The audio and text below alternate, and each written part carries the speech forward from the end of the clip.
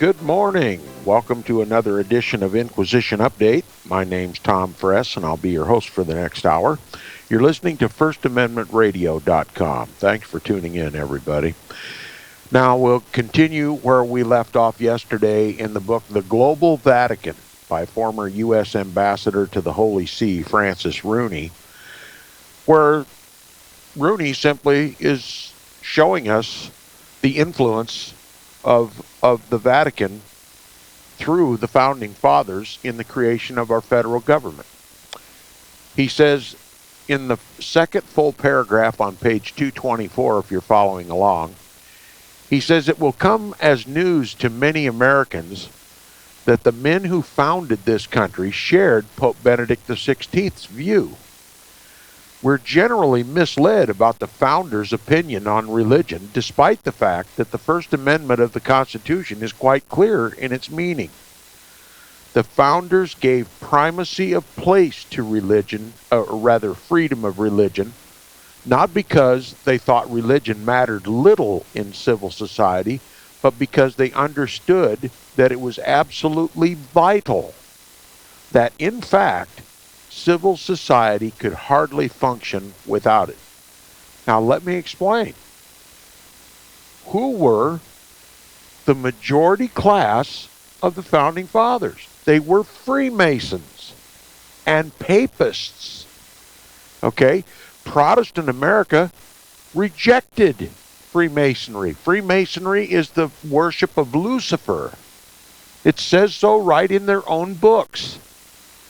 Books that are available online. You can get a copy of Albert Pike's Morals and Dogma on eBay for $30 or $40. And it makes absolutely clear who they worship. The Revolutionary War was fought to separate the Protestant colonies from Protestant Great Britain, so that Protestantism would not be the religion of this country. And it ensured religious liberty for pagans, for idolaters, for Luciferian Freemasons, and Papists, those who worship the creature more than the Creator. That was the whole purpose of the Revolutionary War. Now, it was couched in terms of insufferable acts of Parliament. It was couched in terms of taxation without representation. They did everything they could to legitimize and justify a revolt against Protestant England. But Protestantism was the target of the Revolutionary War. It was fought on this soil to guarantee religious liberty and ultimately control of the government by pagans. You'll never read that in a history book. But the facts bear witness to what we are suffering in this country today, the damage that was done at the Revolutionary War. Now, I'm not saying that the Church of England was all that and a bag of chips. To me, the Church of England was just Roman Catholicism warmed over. It was Roman Catholicism, in the name of Protestantism. But they were on the right track. And Rome knew it. And that's why Rome repeatedly tried to overthrow the Protestant crown and put a Roman Catholic on the throne in England. The pilgrims that came to this country left the Roman influence of Europe to come here to be free of the Pope, to be free of tyranny. And Rome wouldn't have it. Rome staked an earlier claim on this country through Christopher Columbus. The Vatican claimed the whole Western Hemisphere as part of the patrimony of Peter, part of that which was donated by the emperor, the Roman Emperor Constantine, in the forgery called the Donation of Constantine. And the papacy had a prior claim, in her view, of the Western Hemisphere. Now, I simply tell my listeners, whose world is this? Is not God the creator? Did he not create the continents, the earth, the sea and the fountains of waters? To whom does this world belong? Does it belong to God or a man who calls himself God? But under that prior claim, the papacy justified any action necessary to liberate this country from the Bible and from Bible-believing Christians who would never bend the knee either to Lucifer or his vicar in Rome. And the Revolutionary War was the greatest act of deception. Freemasons dominated the quote-unquote founding fathers. And again, and I'll repeat this as long as the subject is pertinent in this book, I recommend again you watch the video, The Hidden Faith of the Founding Fathers. Write it down, The Hidden Faith of the Founding Fathers by Christian J. Pinto and Adullam Films. And that video is available. It's very reasonably priced, and it is critical for your understanding of the dynamics in play at the time of the Revolutionary War and the founding of our current government. It was Roman Catholics who rebelled against a Protestant religion. It was Freemasons, Luciferians, who wanted religious liberty. There is no religious liberty in the kingdom of heaven. You either worship God and Him only, or you're not part of that kingdom. The Pilgrims understood this. The Papists and the Freemasons would not tolerate it. And the Papists and the Freemasons are still in control of our government today. And what have they done? They've corrupted the Bible. They've corrupted the churches with Futurism. They've exonerated the papacy. All religions are valid. Even Islam, even atheism is welcomed into the Roman Catholic Church by Pope Francis I, the first Jesuit pope. Their intent from the very beginning is clear. It's obviously clear now. And who can question the evidence, the facts on the ground? Okay? Now, this entire book is going to laud the founding fathers of this country. But never forget, despite their deceptions, they were Freemasons, almost entirely Freemasons. Luciferians.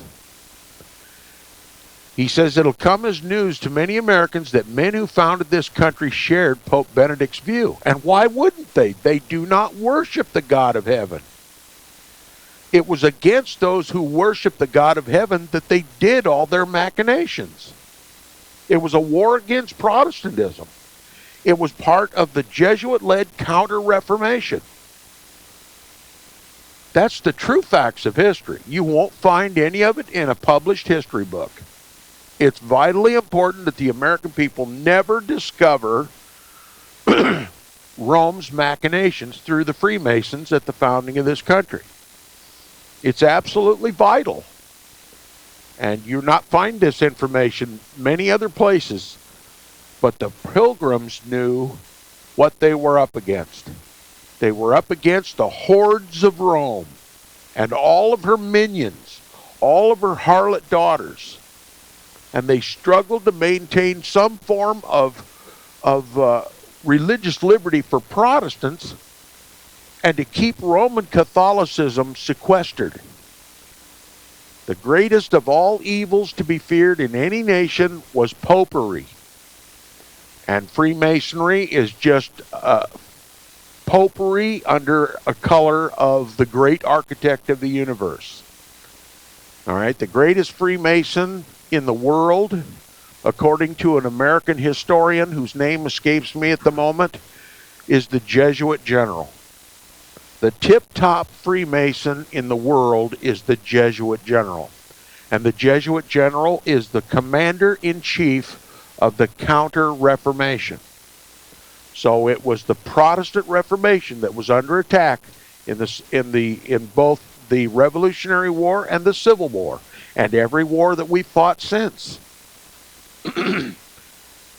It's advanced to the point where Protestantism is almost non-existent in this country. Futurism was just the secret weapon of the Counter-Reformation to get the Protestants to no longer believe the Pope is the man of sin, that it's just a single individual that'll come upon the earth sometime just prior before Christ returns, and that it has single-handedly destroyed Protestantism. And unless we repent of it, there's no hope for Protestantism to ever again be the faith of this country. And Rome is going to dominate, and Rome is going to do with us as she pleases, and she's going to use every guise to disguise her intent that was set at the Council of Trent to annihilate Protestantism. The Counter-Reformation was launched by the Jesuits, who organized and controlled the Council of Trent back in 1560s. Okay, that was only 40 years after the Protestant Reformation. Rome immediately set out to destroy her worst enemy, Protestantism. The man of sin, the son of perdition, the Antichrist of the Bible, set out just 40 years after the Protestant Reformation with a do or die effort to destroy Protestantism. And that war has been waged ever since the Council of Trent, and it will ever rage until Christ returns. And now it's important for the American people, now that they've suffered so much and lost so much of their wealth, so much of the destruction of their faith, that maybe now they'll listen to the history and the truth about the founding of this country. It's not all good. Okay? Liberty has just been a cloak, a cover to put a good face on papal tyranny. Okay? Freedom, according to the Roman Catholic Church, is freedom to be Roman Catholic without any Protestant opposition. Satan doesn't care what religion you worship, what religion you practice, so long as it's not Bible Christianity. So long as it's not the faith of Abraham, Isaac, and Jacob, and the pilgrims of this country. Everything's against us. The government's against us. The Pope who governs our government is against us. We are going to be destroyed in their perfect fulfillment of their intents. To destroy the Bible, to destroy those who read it and believe it and preach it and teach it, to get it off the earth so that the New World Order can be accomplished. The New World Order of the Pope. Now, we've been taught all of our lives to appreciate and laud and value the founding fathers of this country, but they were not Bible-believing Christians. They were not part of the kingdom of heaven. They wanted an earthly kingdom, that which Lucifer first offered to Jesus in his temptation. And Jesus refused. And so now that offer is given to the papacy. See all the nations of the world and the glory of them all. I will give them all to you if you'll just bow down and worship me. Now that can be popery, that can be Freemasonry, or any other permutation of error. Common sense dictates that there are multitudes of error and there is only one truth. And that one truth rejected Satan's offer, and it was accepted by the papacy, and the Freemasons just serve the papacy. Okay? Now, you're not going to be able to take my word for it only. You just have to do your own research, and there's information on the internet, plenty of information that proves that the Jesuits ultimately serve, or rather Freemasonry ultimately serves the Jesuit general, the commander-in-chief of the Counter-Reformation. Again, it'll come as news to many Americans that the men who founded this country shared Pope Benedict's view, the Antichrist view. We are generally misled about the founders' opinions on religion, despite the fact that the First Amendment of the Constitution is quite clear in its meaning. The founders gave primacy of place to freedom of religion, which just means freedom of Bible Christianity. Freedom of religion, certainly you know already the distinction between religion and pure faith. Okay? What is the sum of the matter?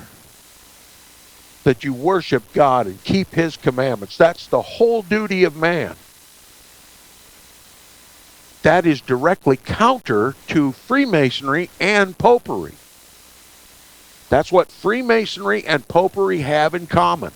They will not submit to the divine authority of the author of this creation and the author of our Bible, our law, and our hope.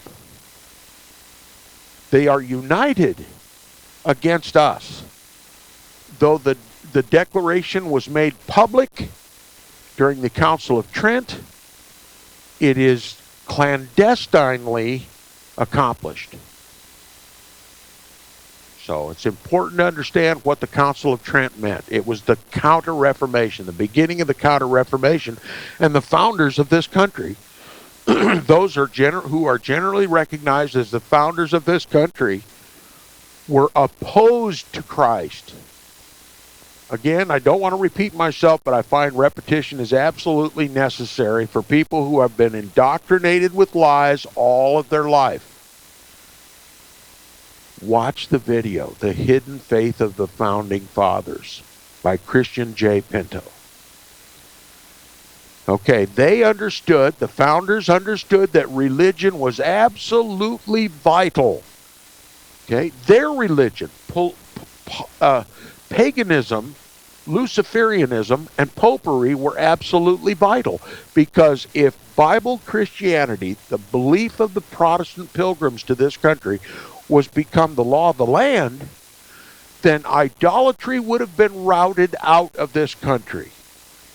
Remember our Bible stories about Israel and how whenever the king was righteous, Israel was powerful, wealthy, and independent. And whenever the king of Israel became idolatrous and set up temples to the gods, Israel was destroyed.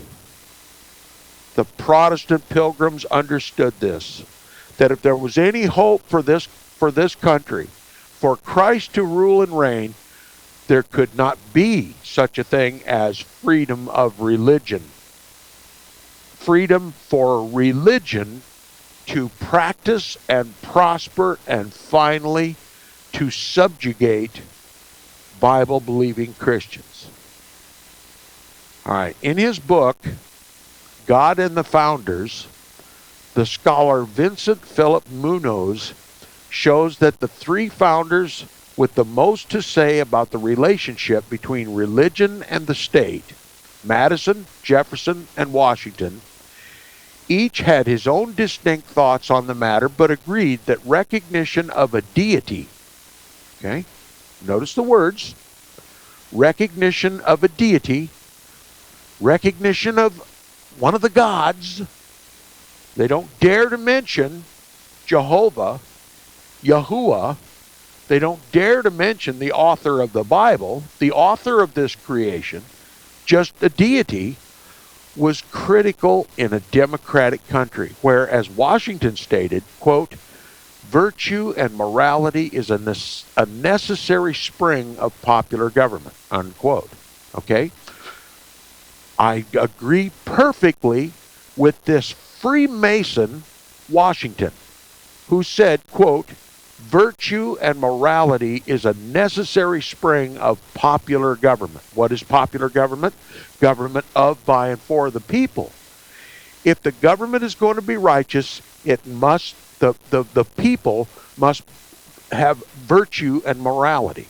But what virtue and morality was Washington talking about? He was a Freemason, an idolater. He worshiped Lucifer. We've never been told these things about Washington. We've never been told these things about Freemasonry. Because to learn these things would open your eyes, your Protestant eyes. And it would justify the stand that the early Protestant pilgrims made. All right? Virtue, see how they can speak such flowery, beautiful language to Bible-believing Christians, and we never understand their true meaning. Quote, virtue or morality is a necessary spring of popular government. In other words, a government of, by, and for the people cannot prosper if it's immoral and if it has no virtue. If it's chaotic and the people are laws unto themselves and don't regard a quote-unquote deity and some canned morality of this so-called deity, well, then there's no hope. So religion, notice I did not say Bible Christianity, so religion is vital to the success of a popular government. You see how they covered all of their Luciferianism under apparently and thinly veiled Christian language? He says, even Jefferson, the man most commonly associated with the term wall of separation between church and state, recognized that civil government benefited from popular belief in a, not Jehovah, but popular belief in a supreme being, capital S, capital B. Who is that supreme being to a Freemason? Why, the great architect of the universe. Well, who is that? Well, you have to consult Morals and Dogma, Albert Pike's Morals and Dogma. It's Lucifer. Plain and simple. In perfect English, you can read it for yourself. I think it's on page 320, if my memory serves me correctly. Okay? They worship Lucifer. They don't worship Christ. They don't keep God's commandments. They obey the grand architect of the universe. They obey the illustrious potentate of their lodge. They call him the Grand Master. Blasphemous terms, openly blasphemous terms. Grand Master. Who's the Grand Master of Roman Catholicism? The Pope. Who's the Grand Master of the Lodge? His representative. Who would dare call himself a Grand Master unless he was diabolical in his heart and soul? Would you dare to call yourself the Grand Master of anything? Well, Freemasonry doesn't even apologize about it. And the world looks at well, they got a Grand Master, he must be holy. It's a religion, folks. It's a secret society that ultimately serves the Jesuits. And even Freemasons are ignorant of this fact. And as a matter of fact, Freemasons, when first aware of this claim, they will use every weapon at their disposal to silence your voice. And I have personal first-hand experience. They absolutely believe that Freemasonry is the most altruistic, the most charitable, the most honorable organization you can belong to. And to call it diabolical raises the ire of every Freemason to defend his relationship with Freemasonry, his membership into Freemasonry. He will destroy his enemy to silence his voice. To criticize Freemasonry is just as much as criticizing their God to them. And they'll stop at nothing to shut you up or destroy you one way or another. And when you've been blackballed by the Freemasons, you're blackballed wherever you go. We'll be back right after this.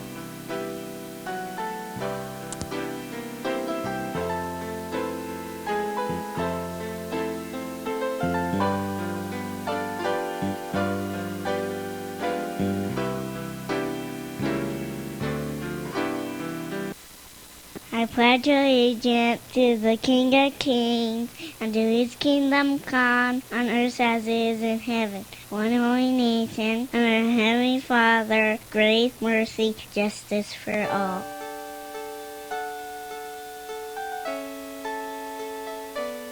The program you are listening to is 100% sponsored by you, the listener, on this First Amendment Rights Media channel. You will notice that there are few commercials on this radio network. There's a good reason for that. Corporate advertising dollars come with strings that limit program content. So without your help, these programs cannot continue on internet or our several affiliates. If you benefit by the educational law programs, we ask you to give. If you are admonished or nurtured by the Bible and ministry programs, we ask you to give. If some voice a cause that you are passionate about, we ask you to give. If you believe in any of these, we ask you to support them as you would a missionary on a continual basis, as if giving a tithe for missionary radio. These programs are not commercially viable and must be supported by those faithful to the cause of truth. Look for the button to sponsor your favorite programs at our listen and schedule pages on the internet. Then, when you subscribe, we will send you the last quarterly MP3 CD of that program immediately, and continue to do so with each new quarter. We will also give you unlimited archive access to all of our programs. We're asking you to give much less than a tithe, so that you may also send support directly to a particular program host, cause, and anywhere else the Spirit may lead you. Do all to the glory of our God and Creator, for His holy nation, the only kingdom that will last forever. Thank you for listening.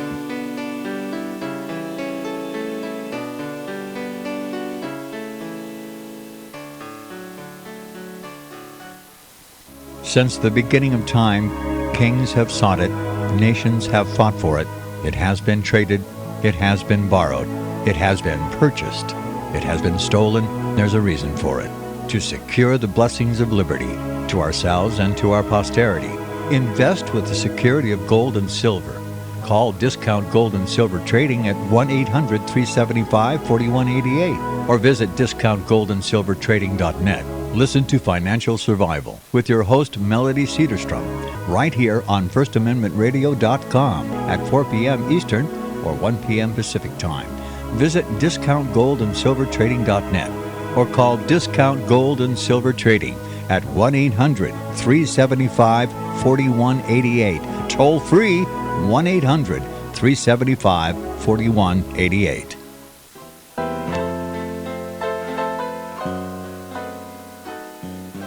Okay, welcome back from the break. You're listening to the second half hour of Inquisition Update on First Amendment Radio. And if you'd like to support Inquisition Update, please support First Amendment Radio, who pays the bills.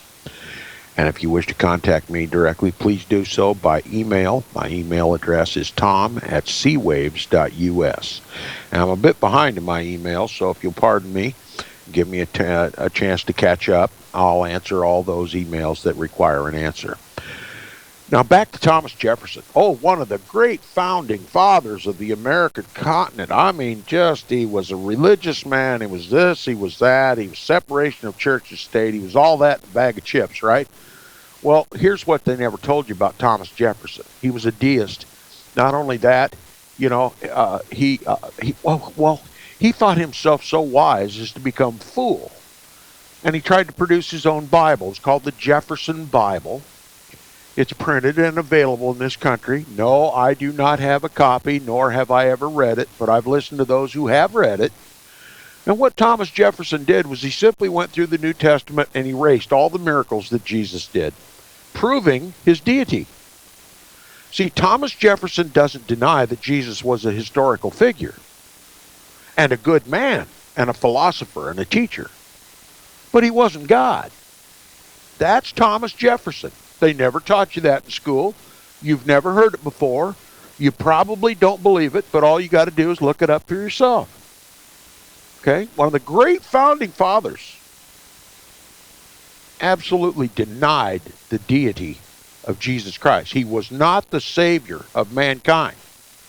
And Thomas Jefferson, Thomas Jefferson's attitude was that these supposed miracles that Jesus did are unreasonable.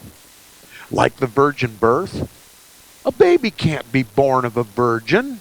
It takes a man to inseminate a woman. Okay? These are allegories. These are not truths in the Bible. And it's unreasonable to believe that the Spirit of God overshadowed the woman and she conceived and brought forth Jesus of God. It's unreasonable. Now, when you hear the likes of Thomas Jefferson and other deists and atheists and Luciferians and papists talk about reason, what are they talking about? They're talking about their disbelief in the Bible. That reason should trump the Bible. That you should only read the Bible if you have reason enough within yourself to know what's true and what's false. In other words, the Bible's false. And you must rely upon your own human reason to come to truth. That was Thomas Jefferson. How does that square with Freemason, or how does that square with Protestantism? Diametrically opposed. Diametrically opposed. Thomas Jefferson was against Bible-believing Christians. And yet you are taught, you Bible-believing Christians out there are taught that Thomas Jefferson was one of the greatest of the American founding fathers. He was a Luciferian. A diabolical man. Absolutely diabolical. The hidden faith of the founding fathers, indispensable information for those who are trying to comprehend the truth of this country. And if you don't like bad news, don't watch that video. It's going to absolutely shatter everything you've ever been taught about the founding of this country and who was ultimately in control of the founding of this country. It says, even Thomas Jefferson, the man most commonly associated with the term wall of separation between church and state, recognized that civil government benefited from popular belief in a quote-unquote capital S supreme, capital B being. Okay? Is that who you worship? Dear Supreme Being, this is Tom, okay? I have a need. He can't even acknowledge the name of the Creator. Why? Because they are arch enemies. They dare not even mention his name. Now, they worship a supreme being, all right? Supreme to you and me, created by God, but one day there was found sin in him. And he led a rebellion in heaven. It destroyed a third of the angels. And there was a war declared in heaven. And Michael and his angels fought against the dragon. And they cast him out. And they cast him down to the ground. And that war has raged on this earth ever since then. It's a war over this creation. And Thomas Jefferson was on the wrong side.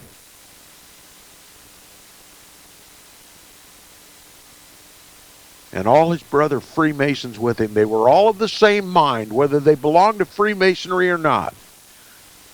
They worshipped a supreme being, all right, but one who was cast out of heaven.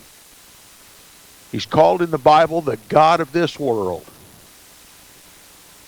And his vicar is the Pope of Rome.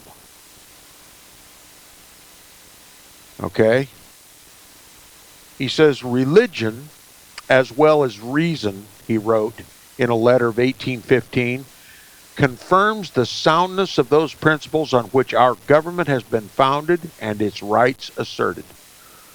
What is the founding of the government and the rights asserted? By Freemasonry, by deists, diametrically opposed to the Word of Almighty God and those who believe it, read it, teach it, and preach it, and practice it. We've been enemy number one, target number one, ever since the founding of this country.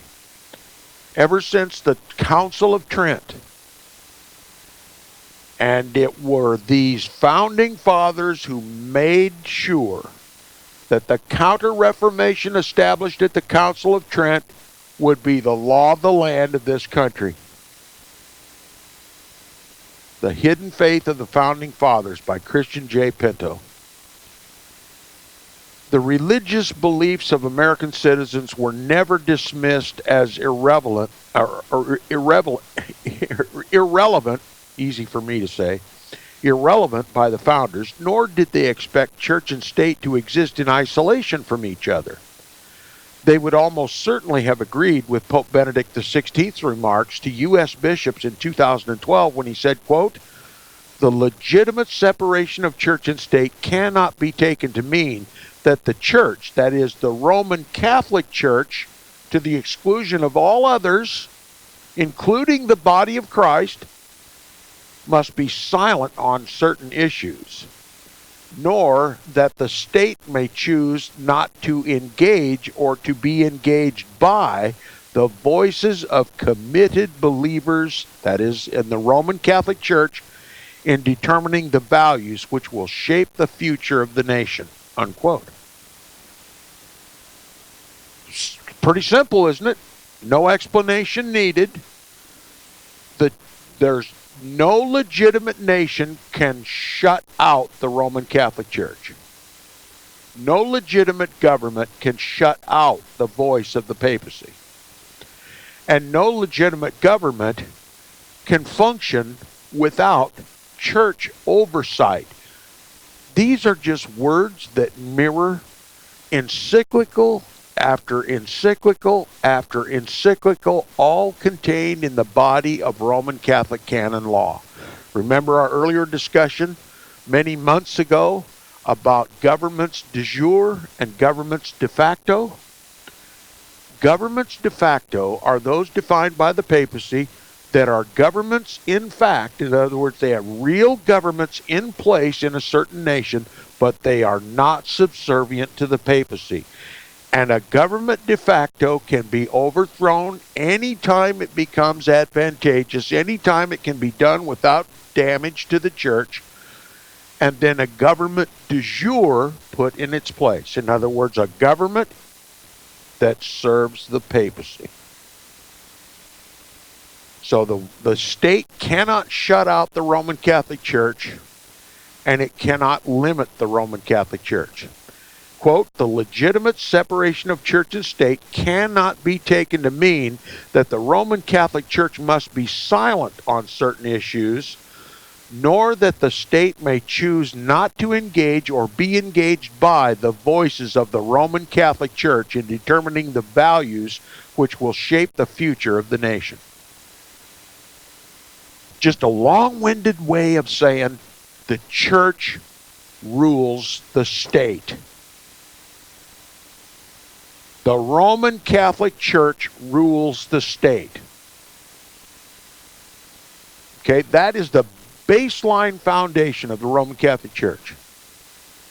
It's even represented on the papal flag. You have the papal tiara above, and below it two keys, a golden one, which represents the Pope's spiritual power, and then the silver key crossed underneath of it, bound by a scarlet-colored cord, sometimes a golden cord, and that represents the civil power, the governments of the world. They're tied together by a scarlet-colored cord. That means if you ever try to disassociate the state from the church, there will be bloodshed. That's represented on the papal flag. It's Roman Catholic canon law. It's the baseline law of the Roman Catholic Church. The church shall rule the state. Any government that does not submit to the authority of the papacy, both his spiritual power and his temporal power, is a government de facto. And at its earliest convenience can be overthrown. Regime change, we call it on the news. Okay? Regime change. That's And any government that tries to separate itself from the authority of the papacy has declared war on God, according to Roman Catholic canon law, because it is God's prerogative to rule the nations of the world. And since the Pope is the voice of God in the world, all nations must submit to him. All national governments, national, international, and every other form of government, both heaven, the earth, and the underworld, must submit to the papacy, or their blood will be shed. Now, what happened at the Protestant Reformation? The people, the Bible-reading, Bible-believing people, recognized from the text of the Scriptures that there was no more secret about who the Antichrist was. It was the papacy. So they denounced the Pope as the Antichrist, and they demanded that their governments of the nations in which they lived were no longer servants of the Antichrist, and they overthrew their governments. They tried to separate the silver key from the golden key. The two keys on the papal flag that are bound by a scarlet cord. And blood has been shed ever since. And blood will be shed until those two keys are once again united, and every government of the world is bound to the spiritual power of the Pope. And when those two keys are once again united, the Pope is the spiritual leader of the world and the governor of governors, or the king of kings, the overseer and controller and tyrant over every government in this planet. There won't be peace. When those two keys are once again united, those keys that were separated at the Protestant Reformation, once they are again united, then you'll have your new world order. And it's simply a reestablishment of the old world order where the Pope ruled supreme over the governments of the world. And this is exactly why the papacy will never accept anything but observer status, permanent observer status over the United Nations. Because he's the golden key, and he controls all the silver keys. Now, to become just an ordinary member, a voting member, then he would have to engage in the fray. When he's supposed to be an overseer, God of gods, Lord over the nations. It's amazing what this author has taught us in this book. And he's just counting on you, relying on you not to understand the spiritual significance of it. And that's why I chose to read this book and comment on it, to open your eyes. It's confirmed. This book, written by a papist, without realizing it, or maybe he did realize it, he exposed the whole thing. He exposed the whole New World Order, what it's all about and how it's coming about. And when it started at the very founding of this country. Okay, the religious beliefs of American citizens were never dismissed as irrelevant by the founders, nor did they expect church and state to exist in isolation from one another. Okay? Never mind what the Constitution says, church and state are separated.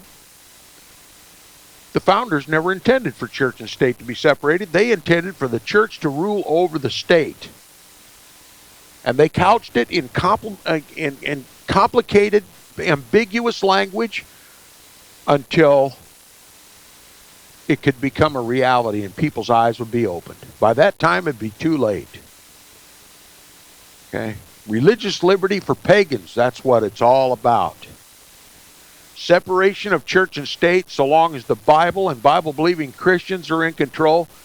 And when they are no longer in control, church and state will be united as before, as in the old world order.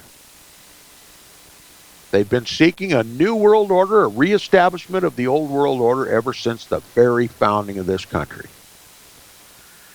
He says they would almost certainly have agreed with Pope Benedict XVI's remarks to U.S. bishops in 2012. Quote, the legitimate separation of church and state. Let me just explain to you why Pope Benedict used language like that. Do you know what separation of church and state means to the Antichrist of the Bible? It means that the church is separate from the state, high, lofty, and above all, and cannot be touched by the state. It has no authority whatsoever over the papacy. It can't even condemn the papacy. It can't even criticize the papacy, because the papacy is the Lord of Lords and the King of Kings, high and lofty and elevated, the overseer of God's creation, the arbiter of peace, the arbiter of war. He is never touched by any state. He controls the states. He talks to the states. He never receives anything from the state. Okay, that's what the separation of church and state means to a papist. The church rules the state. The state simply salutes, clicks its heels, and does what it's told without question. That's the separation of church and state, according to the definition of the papacy. Now he says, the legitimate separation of church and state cannot be taken to mean that the church, the Roman Catholic Church, must be silent on certain issues. No one can put a gag in the mouth of the King of Kings and the Lord of Lords. No state can put a gag in the mouth of the Pope. The Pope can interfere in any human affair, whether it's personal or whether it's national or whether it's international. You see how he puts himself on God's throne? He says, nor that the state may choose not to engage or to be engaged by the church. So what is that simply telling you? The state cannot refuse the authority of the Pope any more than you can refuse the voice of God. Now this is clear language. This is clear English. Nobody needs my interpretation.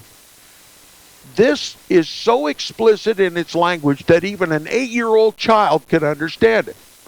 Pope Benedict XVI said to the U.S. Roman Catholic bishops, that is the shadow government of the United States, that which oversees the elected government of this country, he said to the shadow government, the U.S. bishops, the legitimate separation of church and state cannot be taken to mean that the church must be silent on certain issues, nor that the state may choose not to engage or be engaged by the church.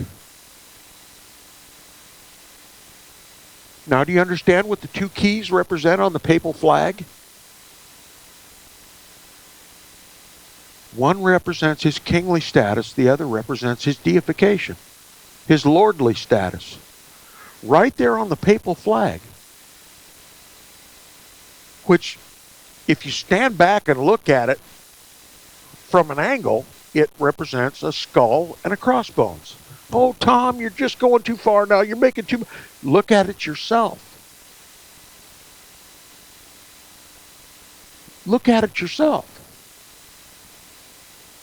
Look at the history of the Roman Catholic Church. It says nobody may put a gag in the mouth of the Pope, and no government can choose to ignore the Pope. What does that make him?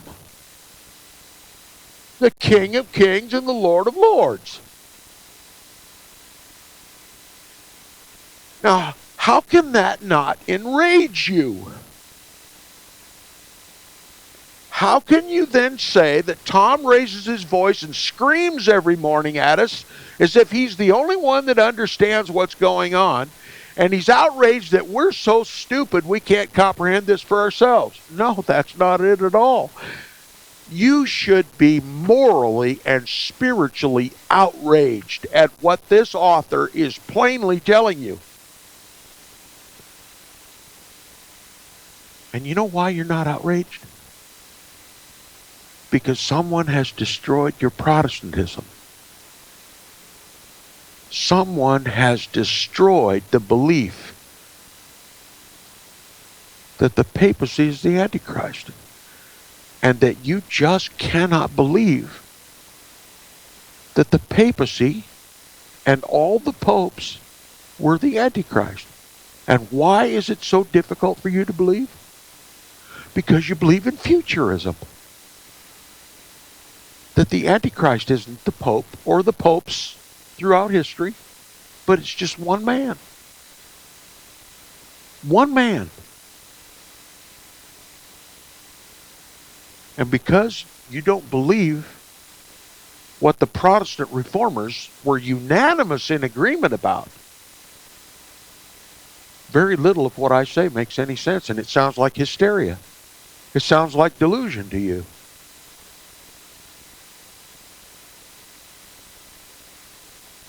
But I'll tell you what's delusion. It's the idea that the man of sin, the son of perdition, the one who deceives the whole world, is just a single man, and he's going to do all of that in a bag of chips in 7 years. That is what's delusional. Going to deceive the whole world, going to persecute the saints of Almighty God, and he's going to do it in 7 years. Going to cause the whole world to bow down and worship his image in just 7 years.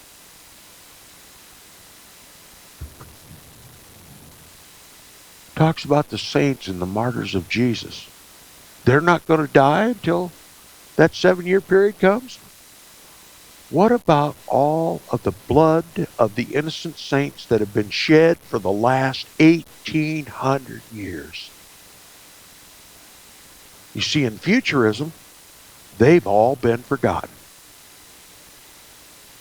The righteous have perished for 1,800 years, and no man even takes it to heart anymore. They've forgotten about it. Why?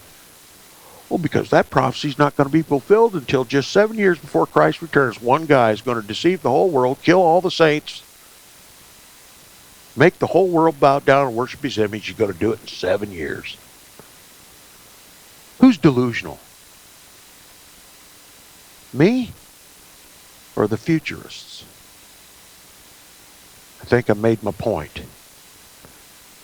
The Pope is claiming that the legitimate separation of church and state cannot mean that the Roman Catholic Church cannot dictate, nor that the state can choose to ignore the Pope. That's the New World Order. Nobody can question the Pope. The nations of the world must do what he says. He cannot be kept out of any situation. He must rule with a rod of Roman iron, and we must obey him. And because we're willing to bend the knee to this tyrant in Rome, Christ is going to return, and he's going to rule with a rod of iron. It's iron we want, iron we're going to get. Not much good news today on Inquisition Update, but I'll be back for more good news tomorrow.